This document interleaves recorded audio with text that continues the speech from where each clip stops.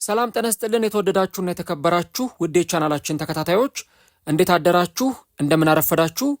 እግዚአብሔር ይመስገን እኔ በጣም ደህና ነኝ። የምትገኙት አራዳ ሜዳ ኦፊሻል የዩቲዩብ ገጻችን ላይ ነው።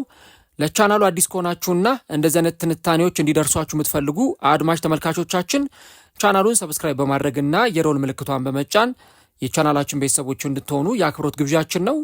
ከቀናት በፊት አስቀድሜ እንደነገርኳችሁ አዲስና ሁለተኛ የዩቲዩብ ቻናል ከፍቻለሁ።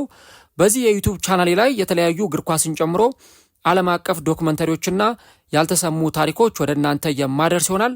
ስለዚህ እዚህ ታግ ላይ የተቀመጠውን ቢሃይንድ ዘ ቬል ወይም ከመጋረጃ በስተጀርባ የተሰኘውን ሁለተኛና አዲስ የዩቲዩብ ቻናሌን ሰብስክራይብ እያደረጋችሁ አጋርነታችሁን እንድታሳዩኝ በአክብሮት ጠይቃለሁ። እናም ይህን ፕሮግራም ከወደዳችሁት ፕሮግራሙን ላይክ እያደረጋችሁ መከታተላችሁን አትርሱ። የአራዳ ሜዳ ኮሜንታተር ተስፋ ወርቅ ሉልሰገድ አብሬያችሁ ቆይታ አደርጋለሁ። ፈጣሪ ፈቅዶ ዛሬም ከእናንተ ጋር ተገናኘን። የአስቶን ቪላንና የቼልሲን የትላንትና ምሽቱን የእንግሊዝ ፕሪሚየር ሊግን ጨዋታ የምንመለከት ይሆናል ማለት ነው። ትላንትና እንግዲህ በተመሳሳይ ሰዓት በርካታ ጨዋታዎች ሲከናወኑ ነበረ። እናም እነዚህ ጨዋታዎች አስገራሚ ፉክክሮች የተመለከትንባቸው፣ ከዚህም በተጨማሪ አንዳንዶቹ ጨዋታዎች ደግሞ ያልተጠበቁ ውጤቶችም የተመዘገቡባቸው ነበሩ። ትላንትና ከተደረጉና በግሌ በጣም ካዝናኑኝ ጨዋታዎች መካከል አንዱ የአስቶን ቪላና የቼልሲ የጨዋታ መርሃ ግብር ነበር። ትላንትና እንግዲህ እንደነገርኳችሁ በቀጥታ ስርጭት ፕሮግራሜ ላይ የሆኑ ጨዋታዎችን ስመለከት ነበረ። የአርሰናልንም ጨዋታ እንዲሁ ደግሞ የማንቸስተር ዩናይትድ ከኒውካስል ያደረጉትንም ጨዋታ፣ ከዚህ በተጨማሪ የኖቲንጋም ፎረስትና የማንቸስተር ሲቲንም ጨዋታ ስመለከት ነበረ። እንዲሁ ደግሞ የአስቶን ቪላና የቼልሲንም ጨዋታ ተመልክቼዋለሁ። ያው ምናልባት በሙሉ ትኩረት ለመመልከት እጅግ በጣም አስቸጋሪ ሊሆን ይችላል፣ ግን በቴሌቪዥን ስክሪን፣ በላፕቶፕ፣ በስልክ እነዚህም በተመሳሳይ ሰዓት ሲደረጉ የነበሩ ጨዋታዎችን መመልከት ይቻላል እና በጣም እንደው በጉጉት ሳያቸው ከነበሩ ጨዋታዎች መካከል አንዱ የአስቶን ቪላና የቼልሲ ጨዋታ ነበረ። ጨዋታው በጉጉት ሲጠበቅ ነበረ ከጨዋታው መጀመር አስቀድሞ። ምክንያቱም ጨዋታው የሚከናወነው ቶፕ ፎር ለመግባት በሚደረግ ትንቅንቅና ፉክክር ውስጥ ነው። ከዚህ በኋላ በነገራችሁ ላይ ቶፕ ፎር ወይም ደግሞ ቶፕ ፋይቭ ለመግባት እርስ በርስ ተፎካካሪ ክለቦቹ ሲጫወቱ እንመለከታለን። ለምሳሌ አስቶን ቪላ ልክ ትላንት ከቼልሲ ጋር እንደተጫወተው ከዚህ በኋላ በሚመጡት ጊዜያት ለምሳሌ አስቶን ቪላ ከሊቨርፑል ሲጫወት ልንመለከት እንችላለን። ማንቸስተር ዩናይትድ ከቼልሲ ጋር ይጫወታል። እንደዚሁ ደግሞ ቼልሲ ከሊቨርፑልም ጋር ይጫወታል እና እርስ በርሳቸው ጨዋታዎችን ስለሚያከናውኑ የቶፕ ፎር ወይም ደግሞ ቶፕ ፋይቭ ገብቶ ለማጠናቀቅ የሚደረገው ፉክክር ከሚታሰበውም በላይ በጣም ብዙ ባትልና ብዙ ፉክክር ያለበት መሆኑን በደንብ አስቀድመን ልንረዳ የሚገባው ጉዳይ ይሆናል ማለት ነው እና አንዱ ከወቅታዊ ፐርፎርማንስ እና ከሞመንተም ባሻገር ቶፕ ፋይቭ ገብቶ የአውሮፓ ቻምፒየንስ ሊግ ትኬትን ለመቁረጥ የግድ እርስ በርስ የሚደረጉ እንዲህ ያሉ ጨዋታዎችንም ማሸነፍ ያስፈልጋል ማለት ነው። አስቶን ቪላ ከአሰቃቂ ሽንፈት መልስ ነው የትላንትናውን ጨዋታ በሜዳው ያከናወነው። ምናልባት አሰቃቂ የሚያስብለው የጨዋታ ውጤት ማርጅኑ ሳይሆን ለዓለም ወረድ እየተጫወተ በሚገኘውና ዓመቱን ሙሉ ደካማ ፐርፎርማንስ ባሳየው በወልቭስ ተሸንፈው ነው ወደዚህ ጨዋታ አስቶን ቪላዎች የመጡት። አርብ ዕለት የነበረውን ጨዋታቸውን በወልቭስ ተሸንፈው ነው ይህንን ጨዋታ ትላንትና ያከናወኑት። በአንጻሩ ግን በቼልሲዎች በኩል ቼልሲዎችም በተከታታይ 3 ጨዋታዎች ላይ ማሸነፍ ያልቻሉባቸውን ተከታታይ ነጥብ መጣሎች ስንመለከት ነበረ። በብራይተን ነጥብ ጥለዋል፣ በሊድስ ዩናይትድ ነጥብ ጥለዋል፣ እንዲሁ ደግሞ በአርሰናልም ተሸንፈዋል። ስለዚህ ከነዚህ ጨዋታዎች በኋላ በደንብ ቡድኑ እንዲያገግም ይጠበቅበት ወይም ደግሞ ይፈለግበት ነበረ እና የዚህን ጨዋታ ማሸነፍ ግዴታ ለቼልሲ በጣም ግዴታ የሆነ የጨዋታ መርሃ ግብር ነበረ። ደግሞም ከአንድ ቀን በፊት ሊቨርፑል በወልቭስ መሸነፉን ተከትሎ ቼልሲ የበለጠ ቻንስ ያገኘበት ወደፊት ለመጠጋት ወደ ቶፕ 5 ለመግባት የበለጠ እድል ያገኘበት ጨዋታ ነበረ። ትላንት ደግሞ እንዳያችሁት ማንቸስተር ዩናይትድ ተሸንፏል እና ቼልሲ ያስመዘገበው ውጤት በጣም ጥሩ በሚባልና ወሳኝ በሆነ ጊዜ ላይ ነው ቼልሲዎች ይህንን ጨዋታ አሸንፈው የወጡት ማለት ነው። እንግዲህ በትላንትናው ጨዋታ ላይ ምን አይነት አሰላለፍ ይዘው ወደ ሜዳ ገብተዋል የሚለውን ነገር ስንመለከት ትላንትና እንግዲህ ቼልሲ በባክስሪ አሰላለፍ ነበረ ወደ ሜዳ ሲገባ የተመለከት ነው። እንደዚህ አይነት አሰላለፍ በቼልሲ በኩል ብዙም አልተመለከትንም። ኤንዞ ማሬስካም እንዲሁ ደግሞ አዲሱ አሰልጣኝ ሊያም ሮዚኒየርም ተመሳሳይ የባክ ፎር አጫዋወትን ይዘው ነው ወደ ሜዳ ሲገቡና ጨዋታቸውን ሲያከናውኑ ስንመለከት የነበረው። በዚህ ጨዋታ ላይ ግን ለመታዘብ እንደቻልነው ቼልሲ ባክስሪን መርጦ ወደ ሜዳ ገብቷል። በበርንሌው ጨዋታ ላይ ቀይ ካርድ የተመለከተውና የአርሰናሉ ጨዋታ አመልጦት የነበረው ዌስሊ ፎፋና የተከላካይ ክፍሉን ሲመራ ነበር። ቻሎባና ዮራል ሃቶ ደግሞ ሁለቱ የሴንተር ባክ ተጫዋቾች ሆነው ወደዚህ ጨዋታ ገብተዋል ማለት ነው። ከዚህ በተጨማሪ ሬሲ ጀምስ እና ማሎ ጉስቶ በሁለቱ መስመሮች በኩል ተመልክተናቸዋል። ማሎ ጉስቶ በግራ እንዲሁ ደግሞ ጄምስ ደግሞ በቀኝ በኩል የጀመረ ተጫዋች እንደነበረ ጨዋታው ላይ ተመልክተናል። ምናልባት ቼልሲ በሚጠቃበት ጊዜ እነዚህ ሁለት ተጫዋቾች ወደኋላ ይመለሱና የቼልሲ መከላከል ባክ ፋይፍ ይሆናል። ምክንያቱም ቼልሲ በባህሪያቸው 5 መከላከል የሚችሉ ተፈጥሯዊ የተከላካይ መስመር ተጫዋቾችን ነው ይዞ ወደዚህ ጨዋታ የገባው። ፎፋና ትላንትና የቼልሲ የመከላከል አንዱ ቁልፉና ወሳኙ ሰው እንዲሆን ታስቦ ወደ ሜዳ ገብቷል። በትላንትናው ጨዋታ ላይ የቼልሲ የቀኝ የመሃል ተከላካይ ወይም ደግሞ ራይት ሴንተር ባክ ሆኖ ወደ ሜዳ ገብቷል። እንዲሁ ደግሞ ማሎ ጉስቶ የቼልሲ የሌፍት ሴንተር ባክ ወይም ደግሞ የግራ የመሃል ተከላካይ ሆኖ ወደ ሜዳ ገብቷል። ቻሎባ ደግሞ ፒውር ሴንተር ባክ ሆኖ ወደ ሜዳ ገብቷል። ከዚህ በተጨማሪ ሪሲ ጀምስና ማሎ ጉስቶ በተፈጥሯዊ አጫዋታቸው ተፈጥሯዊ ፉል ባኮች ወይም ተፈጥሯዊ የተመላላሽ የተከላካይ መስመር ተጫዋቾች ቢሆኑም ትላንትና ግን እንደ አጥቂ እንደ ዊንግ ባክ አጥቂውን በደንብ የሚያግዙ የአማካይ መስመር ተጫዋቾቹን በደንብ ሰፖርት የሚያደርጉ የሆኑና ነገር ግን ደግሞ ኳሶችን በሚያጡበት ጊዜ 5 ተከላካይ ይሆናሉ ማለት ነው። ይሄ በጣም ጥሩ አቀራረብ ነበር ማለት ይቻላል። ሌላው ካይሴዶና ፈርናንዴስ ትላንትና ተጣምረዋል። ሳንቶስ በቅርብ ጨዋታዎች ላይ ስንመለከተው ነበር። ነገር ግን ትላንት አሰልጣኙ ካይሴዶና ኢንዞ ፈርናንዴዝን ነው ያጣምረው። ኮል ፓልመር እና እንዲሁ ደግሞ አሌሃንድሮ ጋርናቾ ደግሞ ሁለቱ የአጥቂ አማካይ ወይም ደግሞ የአጥቂ አማካይ ተጫዋቾች ሆነው ወደ ሜዳ ገብተዋል። በአታኪንግ ሚድፊልደር ቦታ ላይ ዦአው ፔድሮ ደግሞ የፊት መስመሩን ሲመራ የነበረ ተጫዋች ነው። ስለዚህ 3-4-2-1 አሰላለፍ ይዘው ነው ወደ ሜዳ የገቡት። በትላንትናው ጨዋታ ላይ ማርኮ ኩሬያ ከጉዳት አገግሞ ተጣዋቂ ወንበር ላይ ተቀምጦላቸዋል። ተቀይሮም ወደ ሜዳ ገብቷል። ለቼልሲዎች በጣም ጥሩ ዜና እሱ ነበረ።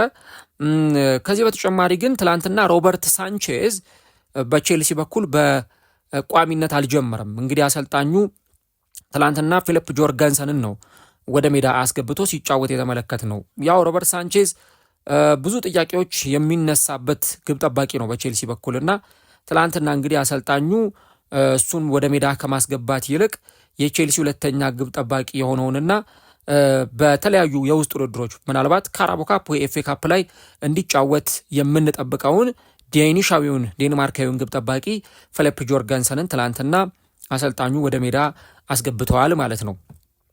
በአስቶን ቪላ በኩል የ4-2-3-1 አጫዋወትን ነው ይዘው ወደ ሜዳ የገቡት። ኦሌ ዋትኪንስ የፊት መስመሩን ይመራ ነበር። በቼልሲ ሲፈለግ የነበረው ዳግላስ ሉዊዝ እና አማዱ ኦናና ሁለቱ የተከላካይ አማካይ ተጫዋቾች ሆነው ወደ ሜዳ ገብተዋል። ሊዮን ቤሊ፣ ኤሚሊያኖ ቡንዲያ እና ሞርጋን ሮጀርስ ደግሞ የአጥቂ አማካይ ተጫዋቾች ናቸው። ሞርጋን ሮጀርስ እና ሊዮን ቤሊ ደግሞ ሁለቱ ተጫዋቾች በግራና በቀኝ የተሰለፉ ተጫዋቾች ሆነው ወደ ሜዳ ገብተዋል ማለት ነው። እንግዲህ የትላንትና የጨዋታው ድራማ የጀመረው ገና ጨዋታው በተጀመረ በመጀመሪያው ደቂቃ ነበረ። ገና በሁለተኛው ደቂቃ የመጀመሪያውን ጎል አስቶን ቪላዎች አስቆጥረው ጨዋታውን 1-0 በሆነ ውጤት መምራት ጀምረዋል። ጎል የተቆጠረበትን መንገድ ስትመለከቱ ሊዮን ቤሊ እጅግ በጣም ምርጥ ስራ የሰራበትና ጎሉን ለማስቆጠር ያደረገው አስተዋጽኦ ቀጥታ ወደ ጎልነት የተቀየረበትን ሞመንት ተመልክተናል። እንግዲህ ቼልሲ በዚህ አይነት ሞመንት ምናልባት ጎሎች ሲቆጠሩበት መመልከት አዲስ ነገር ላይሆን ይችላል። ግን ደግሞ ከመስመሮች የሚነሱ ኳሶች ደግሞ ለቼልሲ አሁንም አደገኛ ሆነው ልንመለከት እንችላለን እና ትላንትና እንግዲህ ገና ጨዋታው ተጀምሮ በ1 ደቂቃ ውስጥ ነው የመጀመሪያውን ጎል ማስቆጠር የቻሉት። ከቀይ መስመር ላይ ሊዮን ቤሊ ኳሱን አሻገረ። ያንን ያሻገረውን ኳስ ኦሌ ዋትኪንስ ኳሱን ማግኘት አልቻለም እና ዳግላስ ሉዊዝ ያንን ኳስ እንግዲህ ወደ ጎልነት በመቀየር ቼልሲ የመጀመሪያውን የጨዋታውን ጎል እንዲያስቆጥር ምክንያት ሆኗል ማለት ነው። አስቶን ቪላ በጨዋታው ላይ የመጀመሪያውን ጎል እንዲያስቆጥር ምክንያት ሆኗል። ከቀይ መስመር ላይ የተነሳ ኳስ የተሻማበትን ሂደት ተመልክተናል። ቼልሲዎች እንደነበራቸው ብዛት አይደለም፣ ሳጥን ውስጥ እንደነበራቸው ብዛት አልነበረም። ሊዮን ቤሊ በጣም ፍጥነት በታከለበት አሯሯጥ ነው ያንን ኳስ ይዞ ሮጦ ወደ ፍጹም ቅጣት ምት ግብ ክልል ውስጥ ኳሱን ያሻገረው እና ያንን ደግሞ በጣም በጥሩ ሁኔታ ዳግላስ ሉዊስ ተጠቅመውበት አስተን ቪላዎች ጨዋታውን 1-0 መምራት ጀምረዋል ማለት ነው። ከዚህ ጎል መቆጠር በኋላ በቼልሲዎች በኩል ተደጋጋሚ የማጥቃት ሙከራዎችን ስንመለከት ነበረ። በተለይ ግብ ጠባቂው ኤሚሊያኖ ማርቲኔዝን የሚፈትኑ የቡድኑን የመከላከል መዋቅር አደጋ ውስጥ የሚጥሉ ኳሶችን በተደጋጋሚ ጊዜ ቼልሲዎች ለመሞከር ጥረት ሲያደርጉ ነበረ። ለዚህ ጋርናቾ በጣም ተጠቃሹ ተጫዋች ነው። ትናንት እኔ ጋርናቾ በጣም ጥሩ ፐርፎርማንስ እንዳሳየ ተመልክቻለሁ። ከዚህ በተጨማሪ ኮል ፓልመር ትላንት ጥሩ ሲንቀሳቀስ ነበር። ኤንዞ ፈርናንዴዝ በጣም ጥሩ እንቅስቃሴ ማሳየቱን ተመልክተናል እና ጨዋታው ላይ በተለይም ደግሞ ጎል ከተቆጠረባቸው በኋላ በጣም ጥሩ የሆነ ማጥቃትም በቼልሲ በኩል ስንመለከት ነበር። በኋላ 35ኛው ደቂቃ ላይ የመጀመሪያውን የአቻነት ጎል በቼልሲ በኩል ሲቆጠር ተመልክተናል። ትላንት የጨዋታው ድንቅ ኮከብ የነበረው ዦ ፔድሮ ነው እንግዲህ የአቻነቷን ጎል ያስቆጠረው። ኳሷ በቀይ መስመር ላይ ነበረ ቼልሲዎች ይዘው የነበረው እና ከዛው ከቀይ መስመር ላይ በደንብ ቢውልድ አድርገው ኳሱን ወደ ግራ መስመር እንዲመጣ አድርገውታል። ኤንዞ ፈርናንዴዝ ኳሱን ኮንትሮል ያደረገበት ሁኔታ በጣም ጥሩ ነበር። ከዛ ኳሱን እንደገና መልሶ ወደ ቀይ መስመር ነበረ ያሻገረው። ማሎ ጉስቶ በጣም በጥሩ ሁኔታ ወደ ፍጹም ቅጣት ምት መምቻዋ ወደ ጨረሯ ላይ ያስቀመጣትን ኳስ ዦ ፔድሮ ተንሸራቶ እንግዲህ የመጀመሪያውን ጎል ማስቆጠር ችሏል ማለት ነው እና ቼልሲ እንግዲህ በጨዋታው ላይ የመጀመሪያውን ጎል ያገኘው በዚህ አማካኝነት ነበረ። ኳሱ ከቀኝ ወደ ግራ መጣ። ከእንደገና ደግሞ በኤንዞ ፈርናንዴዝ እጅግ በጣም አስገራሚ ፕሮግረሲቭ ፓስ ብዙ ተከላካዮችን ሰንጥቆ በሚያልፍ ተሻጋሪ ሎንግ ቦል ነው እንግዲህ ምናልባት 4 እና 5 የቪላ ተጫዋቾችን የሚቀንስ ኳስ ነበር ያሻገረው። ማሎ ጉስቶ በጥሩ ሁኔታ ኳሱን አቀበለ። ዦ ፔድሮ የአቻነቷን ጎል አስቆጠረ ማለት ነው። 42ኛው ደቂቃ ላይ ኦሌ ዋትኪንስ የአስቶን ቪላን ሁለተኛ ጎል አስቆጥሮ ነበር። ነገር ግን ኳሱ ሳይጸድቅ ቀርቷል። ኦፍሳይድ በሚል ወይም ከጨዋታ ውጭ ነው በሚል ኳሱ ተሽሯል። ይሄ ጎል አለመጽደቁ ምናልባት ለቼልሲ በጣም ጥሩ ሆኖ ደግሞ ከዛ በኋላ የበለጠ እንዲጫወት ጥሩ መነሳሳትን የፈጠረለት ነበረ እና እረፍት ሊወጡ የመጨረሻዎቹ ደቂቃዎች ላይ 45ኛው ደቂቃ ተጠናቆ በጭማሪው ሰዓት ነው ቼልሲ ሁለተኛውን ጎል ማስቆጠር የቻለው። ይሄም ምርጥ ሎንግ ቦል የተመለከትንበት ነው። በተለይ ከራሳቸው የሜዳ ክልል ላይ ረጅም ተሻጋሪ ሎንግ ቦል በቼልሲዎች በኩል ተመልክተን ነበር። ምናልባት ያንን ኳስ ሞይሰስ ካይሴዶ ያቀበለበት ሁኔታ እጅግ በጣም ግሩምና ማራኪ ነበረ። ትላንትና ቼልሲ ጨዋታውን ለማሸነፍ አንዱ የረዳው በኋላ ላይ የምናነሳው እንደዚህ አይነት ሎንግ ቦሎች ናቸው። አሌሃንድሮ ጋርናቾ ኳሱን በግራ መስመር ላይ በደንብ በጥሩ ሁኔታ ኮንትሮል አድርጎ ተጫዋቹን ለማለፍ ከሞከረ በኋላ ለኤንዞ ፈርናንዴዝ ኳሱን አቀበለው።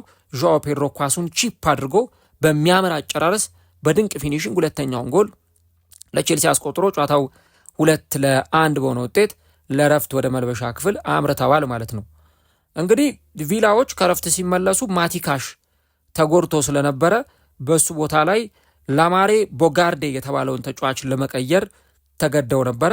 ሁለተኛው አጋማሽ ላይ ፍጹም የሆነውን የቼልሲን የበላይነት ተመልክተናል እና በሁለተኛው አጋማሽ ጎል ለማስቆጠር ለቼልሲ 10 ደቂቃዎች ብቻ ነበረ ያስፈለጓቸው።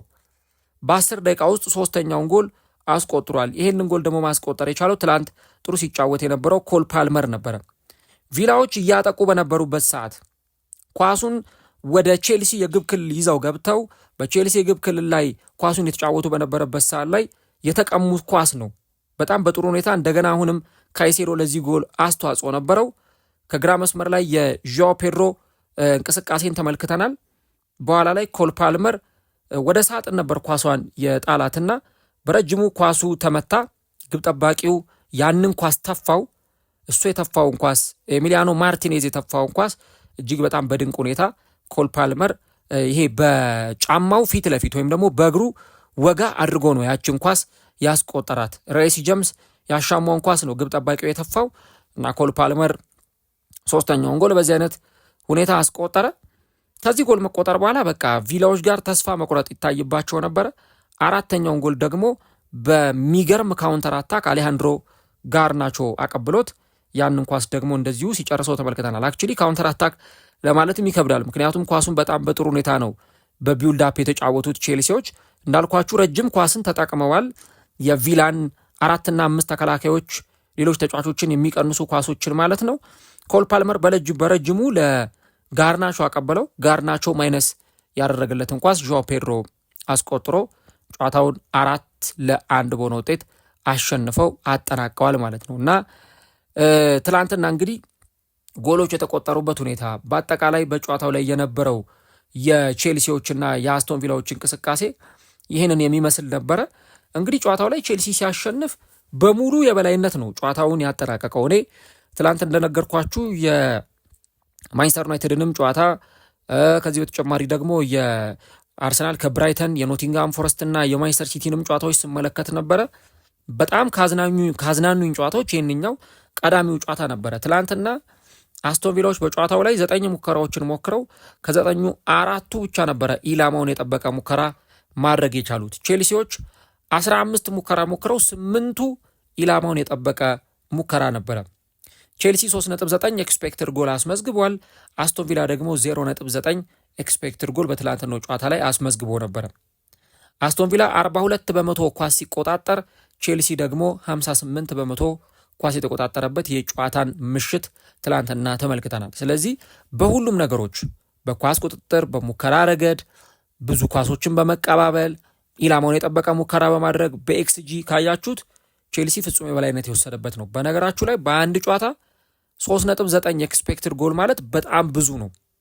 አንድ ቡድን ቢያንስ በአንድ ጨዋታ 4 ጎል እንዲያስቆጥር ይጠበቅበት ነበር ማለት ነው። እና በትክክል ነው ያንን ሚት ያደረጉት የቼልሲ ተጫዋቾች። ጨዋታው ላይ የነበራቸው ፐርፎርማንስ ይህንን ጎሎች እንዲያስቆጥሩ በትክክል የሚፈቅድ ነበር እና ትላንትና ቼልሲ ጨዋታውን ተገብቶት ማሸነፍ በሚገባው መጠን ነው አሸንፎ ትላንትና የወጣው ማለት ነው።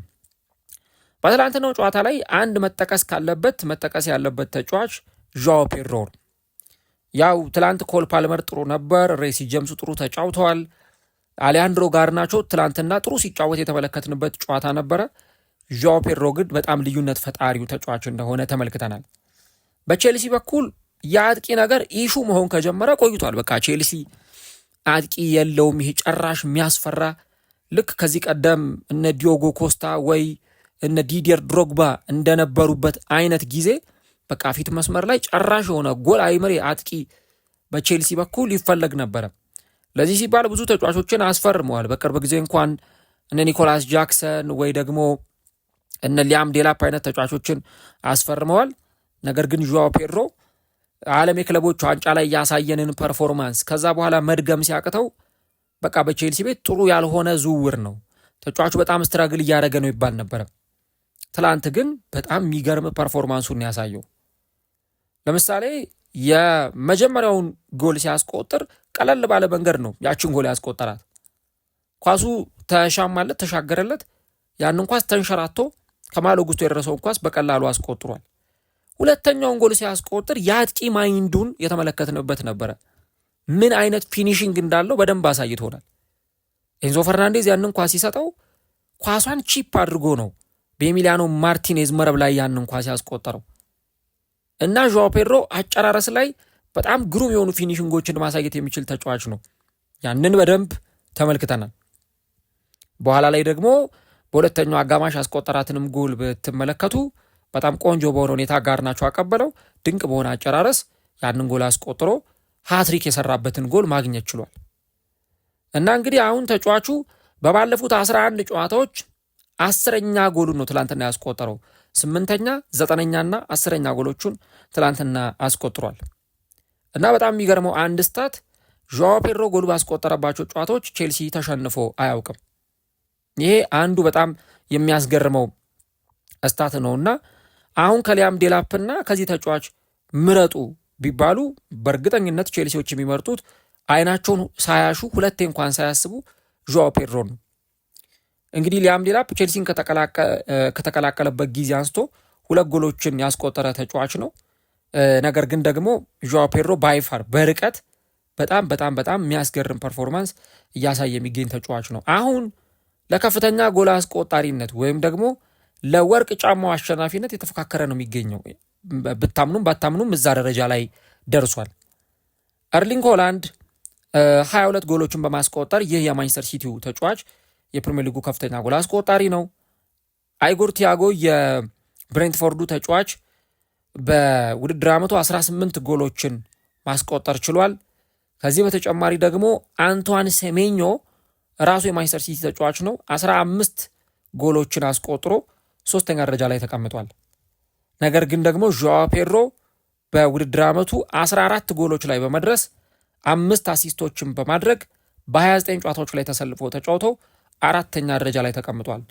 ከሱ በታች ሁጎ ኤኪቲኬ 11፣ ዶሚኒክ ካልቨርት ሊዌን፣ ዳኒ ዌልቤክ፣ ቪክተር ዩኬሬስ 10 ጎሎችን ያስቆጠሩ ተጫዋቾች ናቸው ማለት ነው።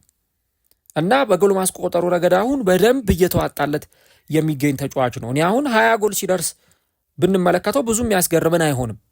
ምክንያቱም ሜዳ ላይ እያሳየ የሚገኘው ፐርፎርማንስ በደንብ ያንን የሚያሳይ ስለሆነ በየጨዋታዎቹ ላይ ጎሎችን ለማስቆጠር ያለው ታታሪነት፣ ለጎሎች በጣም የቀረበ ተጫዋች መሆኑ፣ በቼልሲ ቤት ደግሞ ያንን ዴሊቨሪ የሚሰጡት ተጫዋቾች ቀላል የሚባል ቁጥር የላቸውም።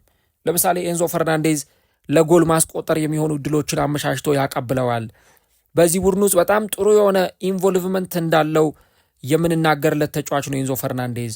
ሌሎች ተጫዋቾችን እንመለከታለን እንደነ ኮል ፓልመር አይነት ተጫዋቾች ለዚህ ተጫዋች በደንብ ዴሊቨር ማድረግ የሚችሉ ተጫዋቾች ናቸው። አሁን ደግሞ የቼልሲ ስኳድ በደንብ ሞላ ሲል ደግሞ አስቡት ምን ሊሆን እንደሚችል።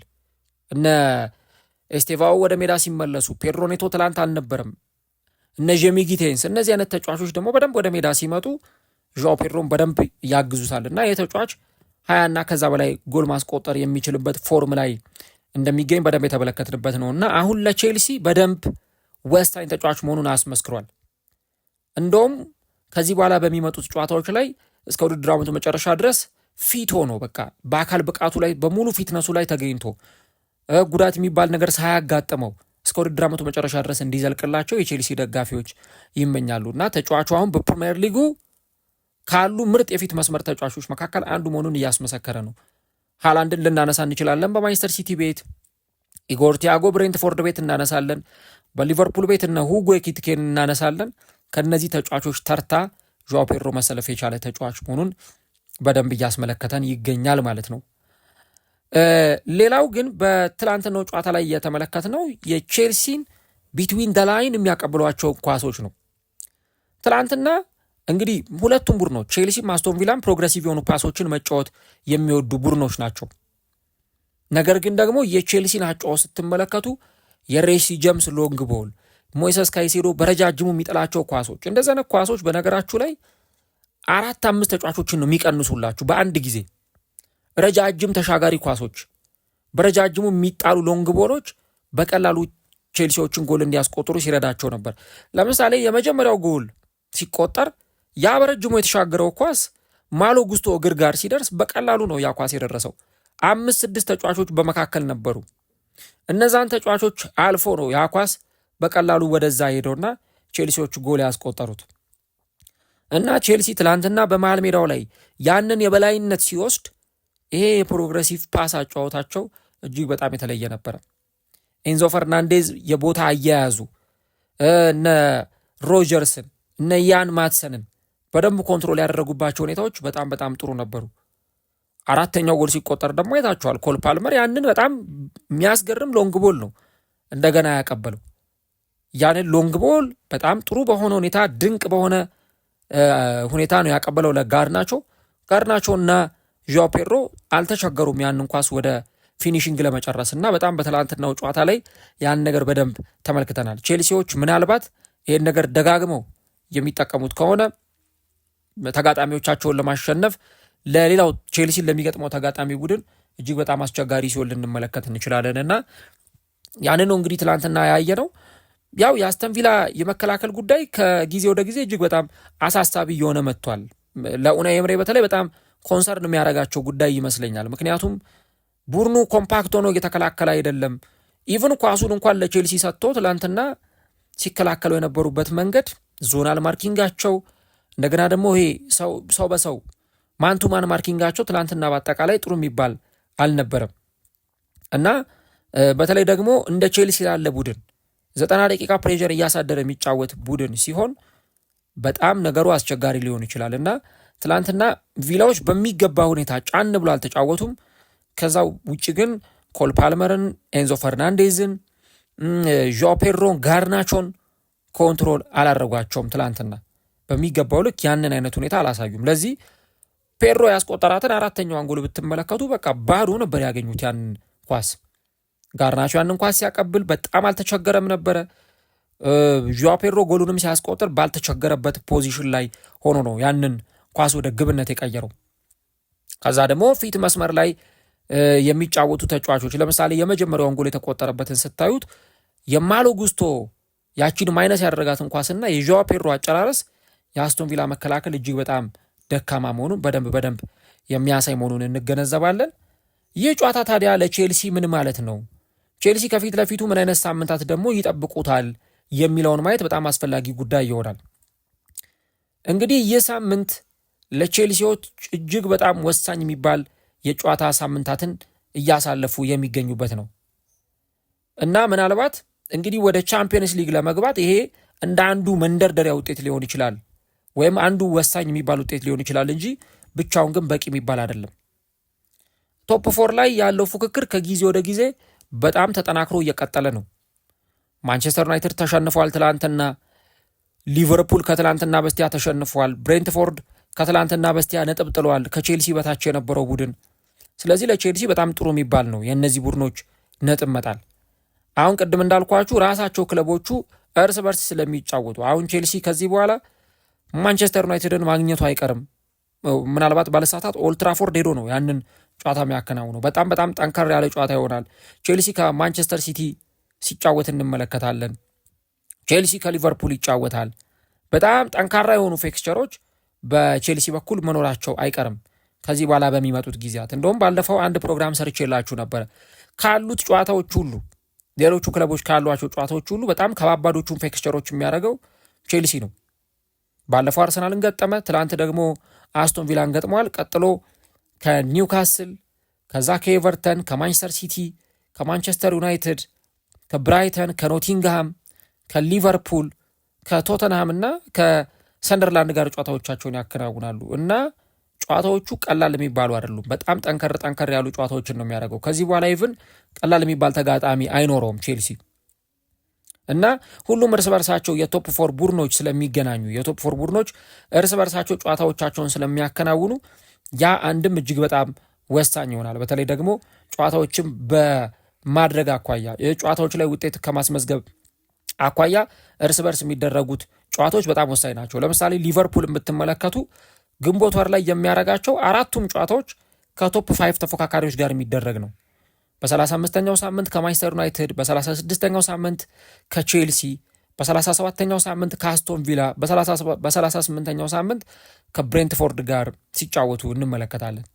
ስለዚህ ሁሉም ጨዋታዎች ማለት በሚቻል ሁኔታ እርስ በርስ የሚገናኙበትም ስለሚሆን ጨዋታዎቹ ላይ ውጤት ማስመዝገብ እጅግ በጣም አስፈላጊና ወሳኝ ነው የሚሆነው። አሁን የደረጃ ሰንጠረዡን ስትመለከቱ ማንቸስተር ዩናይትድ 51 በ11 ንጹህ ጎል ሶስተኛ፣ አስቶን ቪላ እድለኛ ነው ከዚህ ደረጃ ራሱ አለመውረዱ በ51 ነጥብ ተመሳሳይ በ5 ንጹህ ጎል አራተኛ ደረጃ ላይ ተቀምጧል አስቶን ቪላ።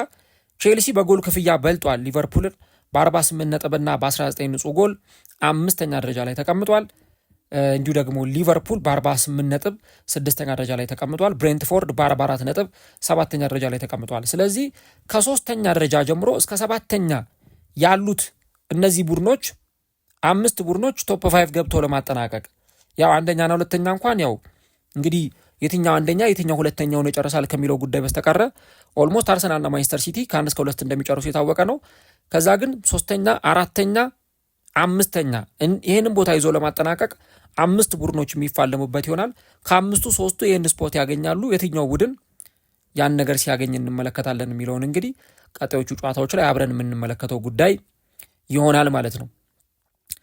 ከጨዋታው መጠናቀቅ በኋላ አሰልጣኞች ምን አሉ የሚለውን ነገር ስንመለከት አሰልጣኙ ሊያም ሮዚነር በተጫዋቾቼ በጣም ኮርቻለሁ የሚል አስተያየት ሰጥቷል። ከጨዋታው በፊት በጣም በጥሩ ሁኔታ ወደ ማሸነፍ መመለስ ከሽንፈት ማገገም እንዳለብን ተነጋግረን ነበረ። እና ተጫዋቾቼ ፐርፎርም ባደረጉበት ማነር ከኳስ ውጪ የነበራቸው እንቅስቃሴ በእያንዳንዱ ተጫዋቾቼ ላይ እንድኮራባቸው ወይም ፕራውድ እንዳደረግ አድርጎኛል የሚል ሀሳብ ሰጥቷል። ስለ ዦዋ ፔድሮም አሰልጣኙ ሲናገር ምርጥ ተጫዋች ነው ብሏል። ሂዝ ቶፕ ፕሌየር ብሏል። በራስ መተማመኑ ከጊዜ ወደ ጊዜ እየጨመረ ወጥቷል። ኢነርጂው በጣም የሚያስገርም ነው እና በግራ እግሩ ያስቆጠረው ጎል ስትመለከቱ ወርልድ ክላስ ተጫዋች መሆኑን ትመለከታላችሁ። እና ለአንድ ተጫዋች እንዲህ ያሉትን ነገሮች ማድረግ እጅግ በጣም አስቸጋሪ ሊሆን ይችላል እና የተከላካይ መስመር ተጫዋቾቼ፣ አማካዩ ሞይሰስ ካይሴዶ፣ ኤንዞ ፈርናንዴዝ፣ ሮሚዮ ላቪያ እንዲሁ የመስመር ተጫዋቾቹ ነጋርናቾ እጅግ በጣም ጥሩ ብቃትን ያሳዩበት አውትስታንዲንግ የቡድን ፐርፎርማንስ የተመለከትኩበት የጨዋታ ምሽት ነበር ብሏል ሊያም ሮዚነር ጨዋታው ከተጠናቀቀ በኋላ። በአንጻሩ ደግሞ የአስቶን ቪላው አሰልጣኝ ኡናይ ኤምሬ ከቢቢሲ ጋር በነበራቸው ቆይታ ቼልሲዎች የሚያስገርም ጨዋታን ተጫውተዋል ብለዋል። በቃ ፋንታስቲክ ማች በማለት ነው የገለጹት። በደንብ ኳሱን ለመቀበል ሪከቨር ለማድረግ ለመከላከል ሞክረን ነበረ። ነገር ግን ሁለተኛውን ጎል ካስቆጠሩ በኋላ ነገሮች ተቀይረዋል። ሶስተኛና አራተኛ ጎል ደግሞ ሲቆጠርብን ወደ ጨዋታው ለመመለስ በጣም ከብዶን ነበረ እና አሁንም የ3 ነጥብ ልዩነት ብቻ ነው ያለውና ነገር ግን ያለንበት ሞመንት ጥሩ የሚባል አይደለም እና አሁን ለማገገም ጊዜ ይኖረናል። በደንብ አገግመን እንደገና በራስ መተማመናችን ላይ ለመምጣት መፍትሄዎችን እንፈልጋለን። አሁን እኔ የሚያስጨንቀኝ ይሄ ጉዳይ ነው። ከፊት ለፊታችን 2 ወራት አሉ፣ የአውሮፓ መድረክም አለን። ለዛ በደንብ ራሳችንን እናዘጋጃለን የሚል ሀሳባቸውን ኡናይ ኤምሬ ሰጥተዋል ማለት ነው። እንግዲህ አሁን ቼልሲ ትላንትና አስቶን ቪላን አሸንፏል። በሳምንቱ መጨረሻ ደግሞ ከሬክስሃም ጋር የኤፍኤ ካፕ የ5ኛ ዙር ጨዋታውን የሚያከናውን ነው የሚሆነው። ሬክስሃም ቀላል የሚባል ተጋጣሚ አይደለም። ወደ ፕሪሚየር ሊግ ለመምጣት እየተንደረደሩ ካሉ ቡድኖች መካከል አንዱ ነውና ምንም እንኳን ሬክስሃም በሻምፒዮንሺፕ ላይ የሚጫወት ቡድንም ቢሆን ነገር ግን ያን ጨዋታ የቼልሲን ጠንከር ብሎ መቅረብ የሚፈልግ ጨዋታ ይሆናል።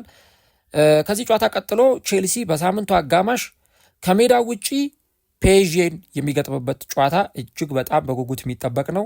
ከዛ ከፒኤስጂ ጨዋታ ከ2 ቀናት ረፍት በኋላ ደግሞ ከኒውካስል ጋር በፕሪሚየር ሊጉ ሲጫወቱ እንመለከታለን ማለት ነው እና እረፍት አልባ ጨዋታዎችን በየ3 ቀኑ ቼልሲዎች ለማድረግ ይገደዳሉ። ቪላ ግን አሁን ላይ የሚያከናውነው ጨዋታ የለም፣ ምክንያቱም ከኤፍኤ ካፕ በጊዜ ነው የወጣው። ስለዚህ አሁን ቢያንስ የ1 ሳምንት እረፍት አለው። በሚቀጥለው ሳምንት ከሊል ጋር የዩሮፓ ሊግ የ16ቱ ጥሎ ማለፍ ጨዋታቸውን ያከናውኑና ከዛ በኋላ በ30ኛው ሳምንት ከማንቸስተር ዩናይትድ ጋር እርስ በርስ ማለት ነው። አስቡት ምን ያክል ትልቅ ጦርነት እንደሚሆን እዚህ ጨዋታ ላይ መመልከት ይቻላል። ሁለቱም እኩል 51 ነጥብ ነው ይዘው የሚገናኙት። ማንቸስተር ዩናይትድ 51፣ ቪላ 51 ነጥብ ይዘው ነው የሚገናኙት እና በጣም ትልቅ ጨዋታን እንግዲህ በቀጣዩ ሳምንት የምንመለከት ይሆናል። ቪላ ለማገገም 1 ሳምንት ይኖረዋል። ስለዚህ ጨዋታ ምን ሀሳብ አላችሁ? ቼልሲ አሳምኖ ነው ጨዋታውን ያሸነፈው። በዚሁ ፐርፎርማንስ እስከ ውድድር ዓመቱ መጨረሻ ድረስ ይቀጥላል ወይ? እና ደግሞ ቶፕ 5 ገብቶ የትኛው ቡድን ያጠናቅቃል?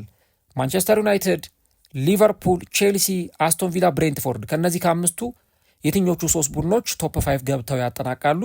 ኮሜንት ላይ ገብታችሁ ሀሳቦቻችሁን ልታጋሩን ልጽፉልን ትችላላችሁ። ቪዲዮን ከወደዳችሁት ላይክ ማድረጋችሁን አትርሱ።